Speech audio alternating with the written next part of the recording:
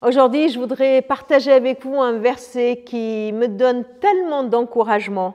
Il se trouve dans Romains 15, verset 13. Que le Dieu, la source de l'espérance, vous remplisse d'une joie et d'une paix parfaite par votre foi en lui, afin que vous soyez riches d'espérance par la puissance de l'Esprit Saint. Je ne sais pas comment vous voyez la puissance de l'Esprit Saint. Certainement par les choses extraordinaires qu'il peut accomplir. On imagine la puissance de l'Esprit Saint dans son action, dans les choses visibles, extraordinaires qu'il vient accomplir dans nos vies et sur cette terre. Dans ce verset, Paul parle de la puissance de l'Esprit qui nous donne une espérance.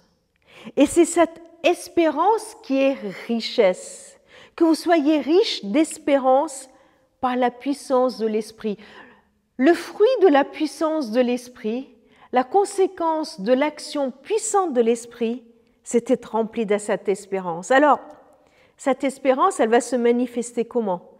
Elle va se manifester par une joie et une paix parfaite. Nous avons tellement besoin d'espérance dans ce monde où on a l'impression que tout est chamboulé, qu'on n'arrive plus à trouver des valeurs solides qui nous fassent du bien, on n'arrive plus à être en lien les uns avec les autres, on n'arrive plus à nous réconcilier avec ce qu'on est en train de vivre, on n'arrive plus à avoir d'espérance pour un avenir meilleur.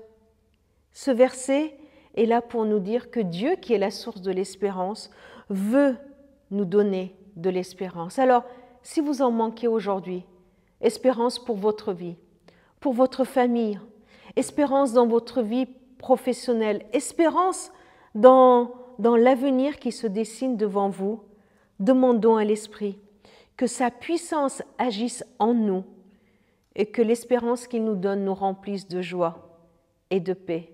C'est Dieu qui est là aujourd'hui et qui sera là demain et après-demain. Et c'est de lui que nous avons cette espérance.